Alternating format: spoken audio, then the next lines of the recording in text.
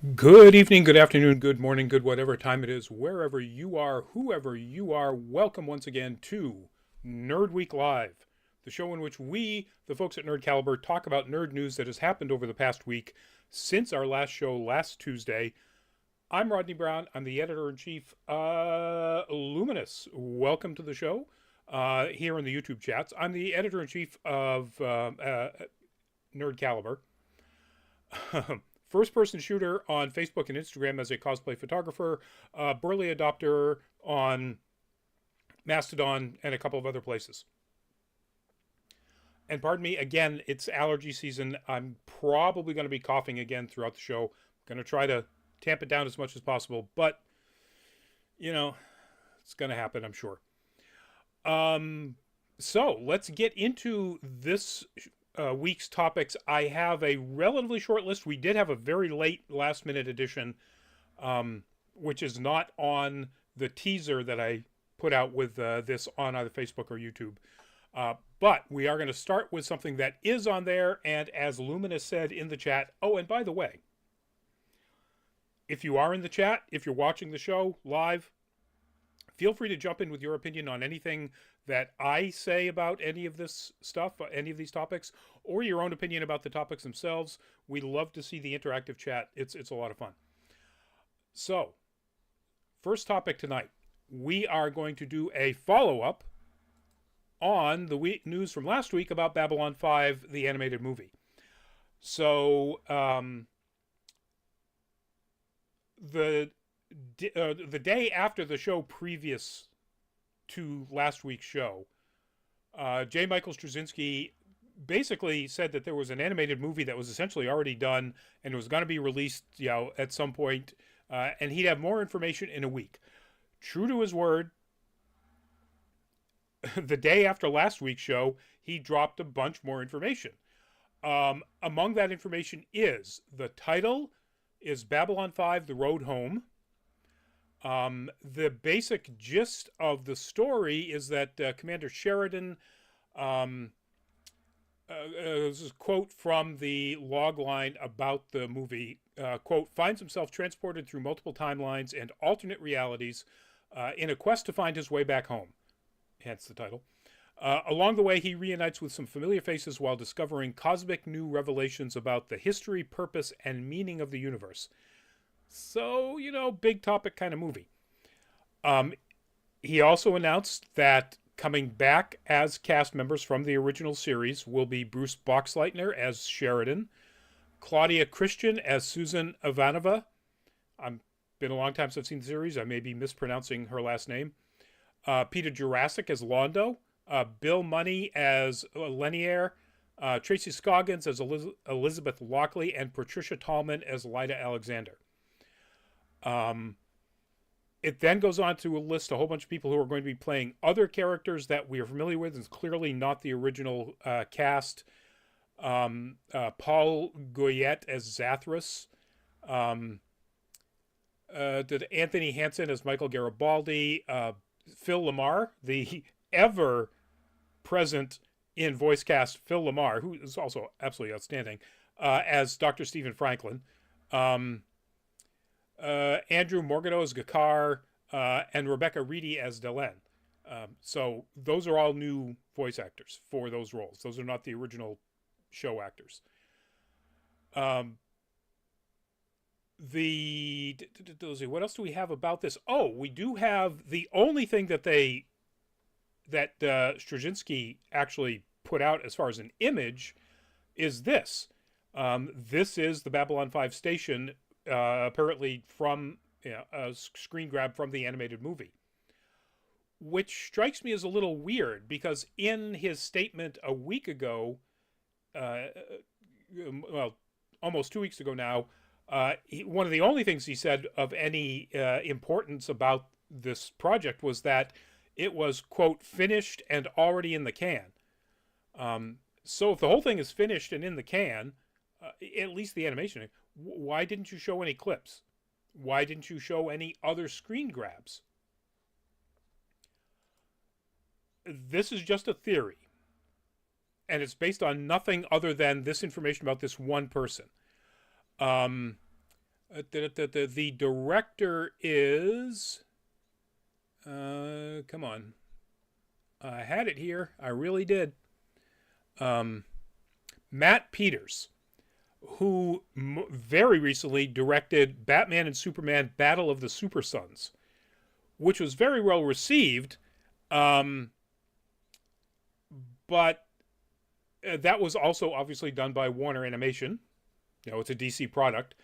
But I wonder if the animation is similar to Battle of the Super Sons, which is a very well done, but clearly 3D animation, CG animation product.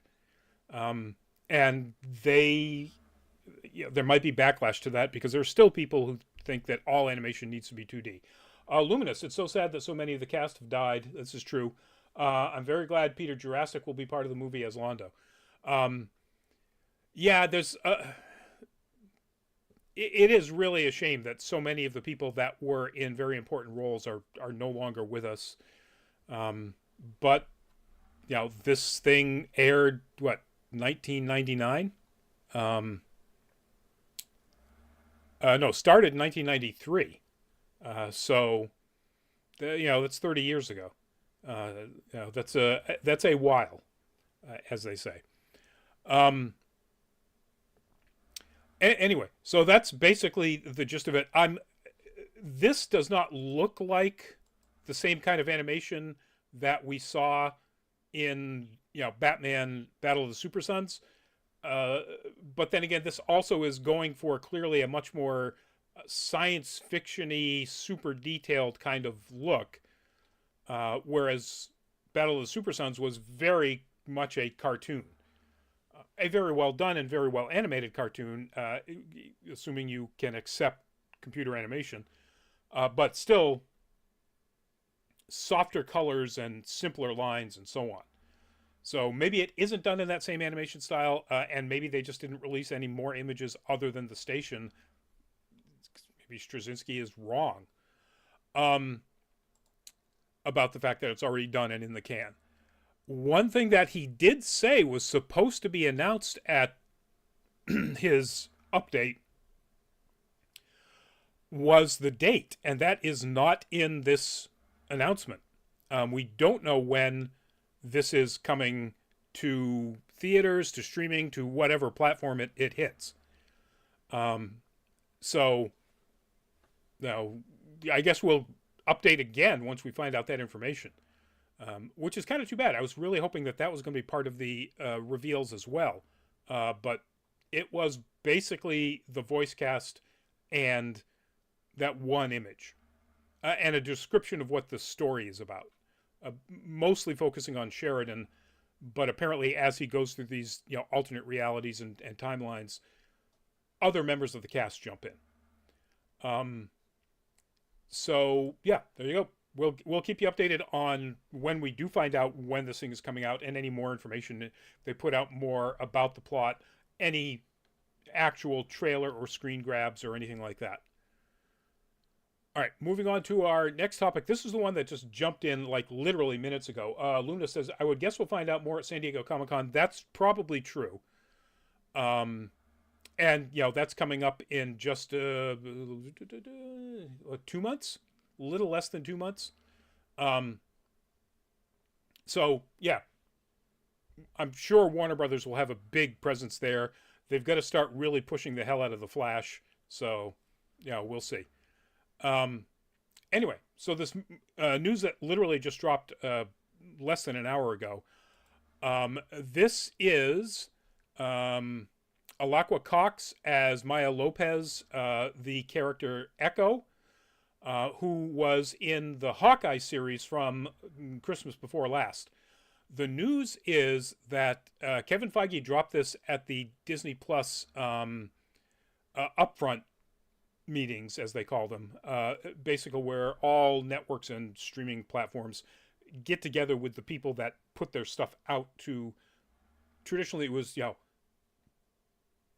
broadcasters and would get together with TV stations and talk about what they've got coming up. Um, Feige said that when this drops, which we now know will be November 29th, it will be the first time Disney Plus has gone a Netflix route and all episodes will be dropped on the same day. So we'll be able to see the entire thing. 8 episodes? Or 10? Um,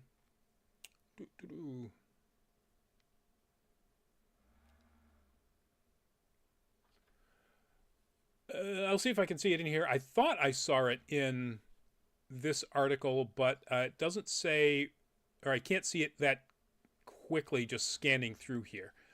Um, anyway, so this spin-off Echo basically tells the story of Echo, of Maya Lopez, a deaf Native American superhero who has the ability that's sort of like Taskmaster in that she can mimic any opponent's fighting style just by watching it. And she had, I guess it wouldn't be a reveal.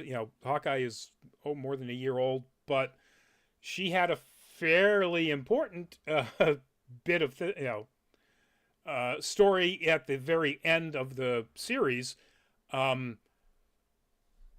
But coming back in this series will be Charlie Cox as obviously as Matt Murdock as Daredevil, and Vincent D'Onofrio as Kingpin. So I think this is going to be really cool. I'm really looking forward to it. Six. Oh no, that's where I get confused. They're talking about Hawkeye's 6-episode run. It doesn't say here how many episodes this will be. Now it's interesting because he says Feige said this will be the first time. When Loki drops on October 6th, so almost 2 months prior to Echo, Loki will air weekly with new episodes, like Disney Plus does with, or has done with everything up to this point. So, Bob Iger made it very clear that they were going to be changing a lot of their strategy about how they deal with content on the streaming platform. During his last, I think it was the investor call meeting. And this is clearly an indication of like one of the very first things that's going to happen with that we get to see. We'll probably have much stronger, or will have a much stronger impact on us in 2024 when fewer shows get made, because that's going to be part of their strategy as well. But the first thing of this new strategy seems to be they're testing out the idea of a Netflix-like binge watch all-in-one shot distribution model. And I'm fine with that. I think that's cool. I prefer watching things week to week, but I don't dislike the idea of having them as a bingeable, everything drops at once either. So, yeah, I'm of either mind. Put it that way. All right, so November 29th is when we get to see how well we respond to that. All right, moving on to our next topic. This is a screen grab from either the last season or the season prior to that, season 13 or season 12 of Archer. The news is good news if you're an Archer fan. Season 14 drops on August 30th on FXX. And as always, it will be able to be seen on Hulu the next day. The bad news, the very bad news for Archer fans, is that season 14 is going to be its last season. Adam Reed announced that. I believe that was also during the upfronts for FXX. And that's really all he announced. There was a description of the nature of the upcoming season that was then put out, and it says, quote, Archer and the agency, which is apparently what they're now calling it, are finding their own way with Lana at the helm. Her goal is to make money while also making the world a better place, but she quickly finds out running a spy agency isn't so cut and dry. Everybody comes back as voice actors, and then there's an addition of a Natalie Dew, who I'm not familiar with, as the team's newest super agent, Zara Khan, who I'm guessing is going to be sort of a foil for Archer, who is still dealing with the fact that, he is still far from 100% the physical specimen he was prior to his coma. I'm very sad about this. Archer is just, it's had its ups and downs in seasons, but it's always just been an absolute blast. Some of the best comedy writing, certainly in the first 5 or 6 seasons, and then up or down, some more, some less in seasons after that. But it's a great show. It always has been, and really sad to see it end. But it's ran 14 seasons. That's a hell of a run for any comedy show, animated comedy show. Simpsons and Family Guy aside. They also announced, by the way, at these upfronts that the new seasons of What We Do in the Shadows will drop July 13th. Reservation Dogs season 3 August 2nd, and the return of Justified City Primeval will be July 18th with a 2-episode premiere. I'm obviously going to have to renew my subscription to Hulu so I can get these the next day, over the summer. Aside from Archer, which of course I'm going to watch, just a huge fan of Justified. And I cannot wait. Granted, it's not nerdy. I get it. But, Timothy Olyphant played Cobb Vanth in both The Mandalorian Season 2 and The Book of Boba Fett. So, that's kind of nerdy, right?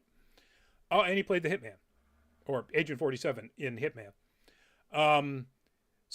So I'm really looking forward to this summer's stuff on FXX and Hulu, even if it's going to be really sad to say goodbye to Archer. So we'll be pouring one out at the end of August for Archer. I'm really hoping to see lots of photos coming back from Dragon Con of Archer teams. All right, moving on to our first trailer,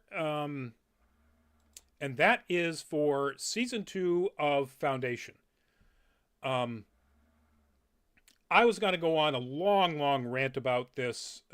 I did not like Season 1, and this trailer makes it look like they are going so much further afield from the books than even Season 1 did, that I was just like, what the hell are you doing? Luminouss, H. John Benjamin, plays Sterling Archer, is tops. Also liked him on Dr. Katz. I like him in everything. Bob's Burgers, he is an amazing voice actor. Great comedic actor. But yeah, so Foundation Season 2 trailer is out. The trailer really doesn't give me anything other than stuff like this. I understand that you've cast Jared Harris as Harry Seldon and Lee Pace as the Emperor, as Cleon. So you're going to want to use them. You're going to want to have them in everything. This never happens except at the very beginning of the first book. So therefore, when it happened at the beginning of Season 1, it was legit. After that, these two characters never meet, mainly because neither one of them is actually a character after, well, for Harry Seldon, it's after, the first half of the first book, or the first third of the first book. And for Cleon, it's halfway through the second book. Although technically in the novels, Cleon isn't a clone, so it's another person named Cleon.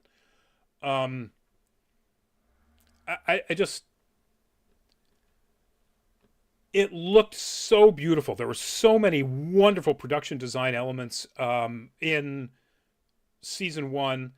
and so many really cool ideas. The idea of essentially an eternal empire because your emperor is always a clone, or three of them. There's always an older advisor, and in his prime, actual functioning emperor, and a young clone coming up and being taught the ways of how to be the functioning emperor. The descriptions of their names, internally, they go, Brother Dusk, Brother Day, Brother Dawn. Really creative ideas. David Goyer and the other writers. This would have been a fantastic giant space opera, science fiction, empire, galactic empire story that was not Foundation. Except they had to try to make it a Foundation story. And it just didn't work. And season 2 just really looks... Season 2 starts, apparently, with stuff that was the last 5th or 6th part, the last book, essentially, chapter, of the first book, Foundation.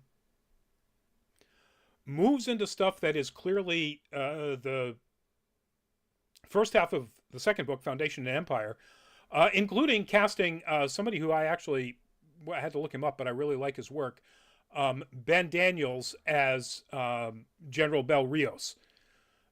He was probably best known to us nerds as Brainwave in Jupiter's Legacy, or non-nerds as Lord Snowden in The Crown. He's a really solid actor. I didn't like Jupiter's Legacy overall, but I thought most of the actors did a really good job, particularly this guy Daniels. And General Rios is probably the most important character in the second book, or at least the first half of the second book. But then in the description of what this new season is about, they also make it clear that they're taking elements of the second half of the second book and mashing it in. So they're basically taking the last chapter of the first book and most of the second book and squeezing them into one season. And as far as I can tell, not including the most important, interesting, fascinating character in the second and final books. Doesn't appear to be in the description anywhere. It looks like they're writing the story around this character. If you've read the books, you know who it is. If that's the case, if that turns out to be the case, I will, I'll be throwing furniture. But if you were a fan of the first season, go check out the trailer. If you're a fan of Jared Harris and Lee Pace, and I really like both of those actors, I think they do fantastic work. Again, go check it out. Luminouss sounds like Mindy Kaling's Velma, supposedly based on Scooby-Doo, but very different. Yeah, pretty much. I don't think that it exhibited such what to me was almost a clear hatred for the original material as Velma did. Velma came across as something written by somebody who absolutely hated Scooby-Doo. And this isn't the case. This is somebody written by people who seemingly really liked the Foundation, just thought, hey, you know what? This would be better if it had this change and this change. And, from a movie or a series standpoint, we really need to try to get throughput of characters who aren't always there because, the books take place over the course of hundreds of years. I get it. It's just wrong. Or if you're going to do it in a way that makes it way more exciting than what they did. Again, I don't want to give away, too much about why I thought that was stupid, but let's just say, let's go back to that screenshot. Jared Harris's character, Harry Seldon, should not be standing anywhere, any point after the first third of season 1. So, yeah. But anyway, I said I wasn't going to rant, and then I ranted. So I'm going to move on to the next topic. Our next trailer that dropped just yesterday, I think it was, or a couple of days ago, is the trailer for the upcoming Disney movie, Haunted Mansion. So Disney has a track record of successfully making some movies based on their rides. Pirates of the Caribbean, yes. Tomorrowland, not so much. Um, this actually looks pretty good. I really like most of the cast. Lakeith Stanfield, Rosario Dawson, Owen Wilson there as somebody who I think only looks like a priest. Danny DeVito. Um, my big uh, cringe is Jared Leto, but he plays one of the ghosts that is in the ride, and hopefully his segment is pretty short. Um, but they basically take most of the elements of the ride, the various ghosts that you see, Madame Leota, the head inside the crystal ball, was Jamie Lee Curtis, and you know, turn those into a story about a bunch of people who are trapped in a haunted mansion, and they have to escape before dawn. Otherwise, they are going to be trapped there as ghosts as well. Um, and it just looks really cool. The effects look like an interesting combination of practical and CG. It gives off a very what if Beetlejuice was made with modern, both practical and CG special effects look. And I like that. I think it's a good look. It has a kind of a Beetlejuice tone with clearly not being a Tim Burton movie. But it looks pretty interesting. It's also very much going for a Pirates of the Caribbean tone in which it's, accessible to most kids over a certain age, where they won't be terribly frightened by it. But also the storyline and the characters are clearly intended to make it enjoyable for adults. Again, Pirates of the Caribbean hit that, at least in the first couple of movies, right in the sweet spot. I'm assuming they're going to be able to do that again. So, and this is, I believe, let me go back here. I believe people involved with the Pirates franchise are involved with this.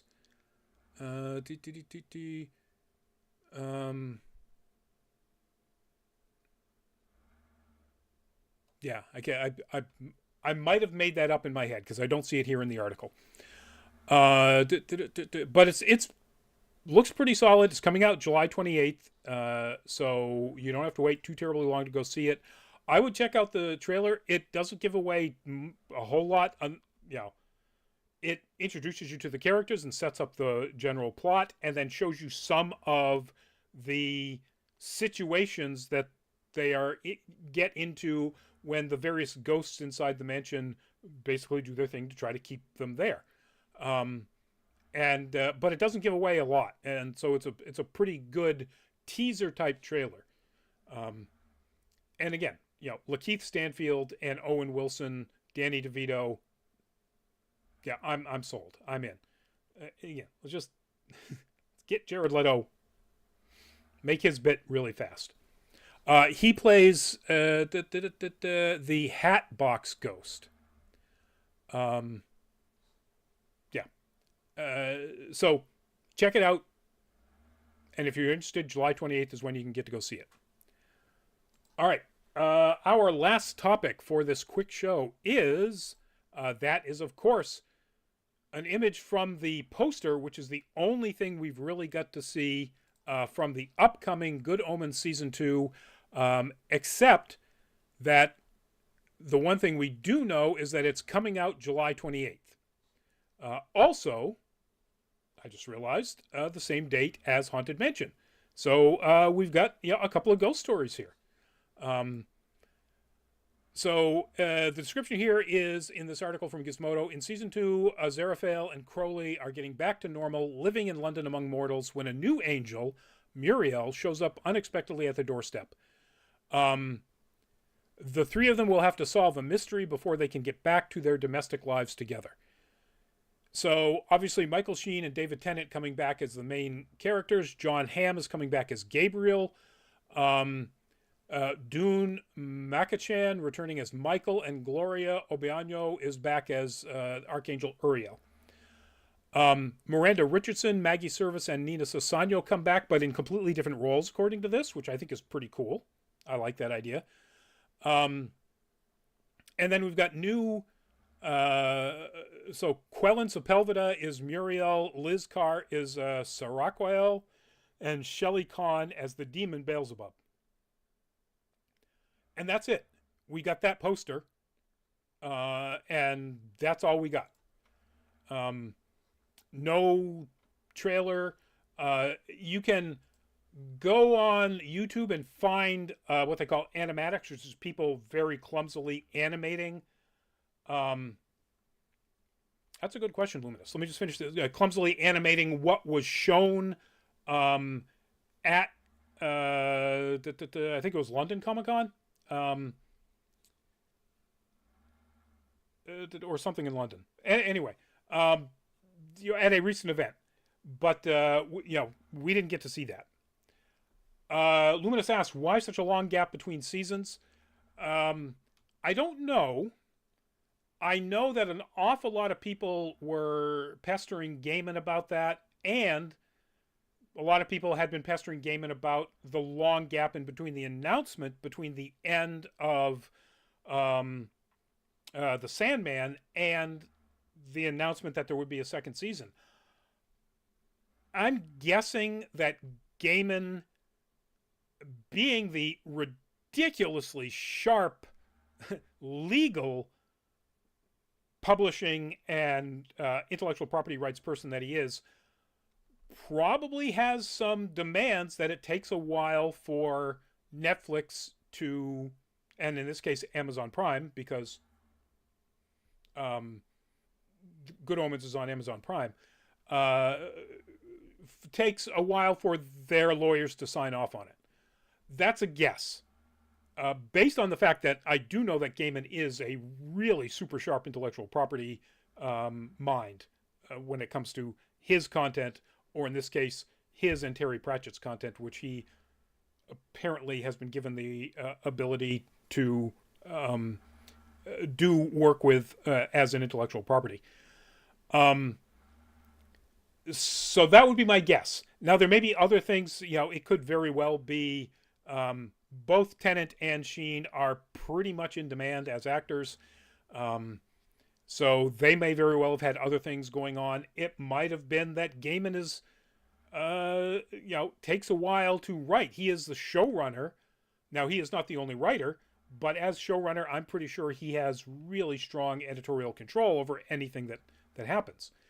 All of those things may be true, which ultimately just boils down to, I don't know, but those would be my guesses, Luminous, if I were to make guesses. But July 28th, we finally get to see it. I really like the first season. I hate to dump on child actors, but I thought the child actors were not particularly good. And I thought that the ultimate big payoff in the final episode was confusing. Excuse me just a second. See if I can stave off this cough with a little bit of Diet Coke. But overall, I really loved the series. I thought that, Sheen and Tennant were just fantastic. What a pair. I mean, what a team up.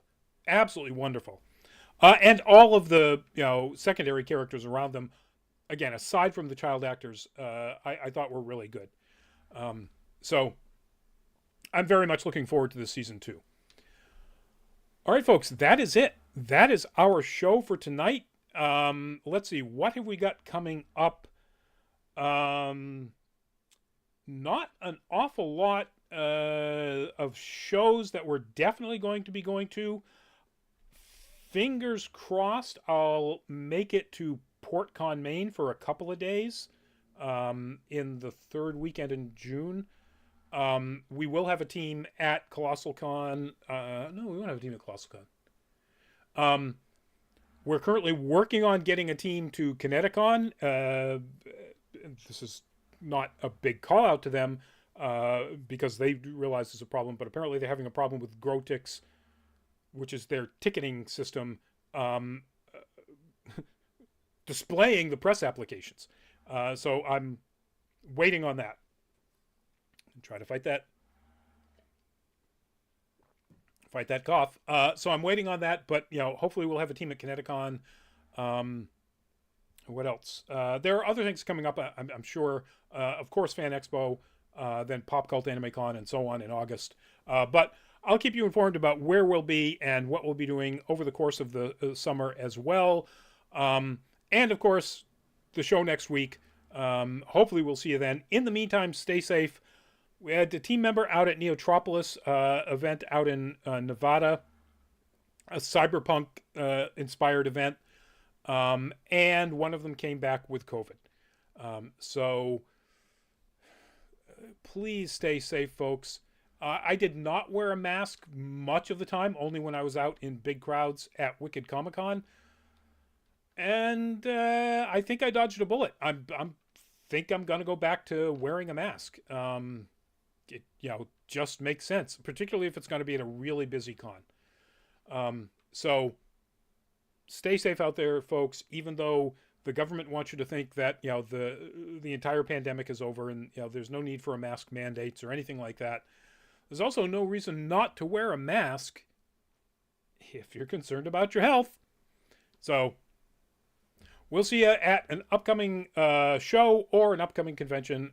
In the meantime, stay safe. Thank you very much. Thanks for the chat, and good night.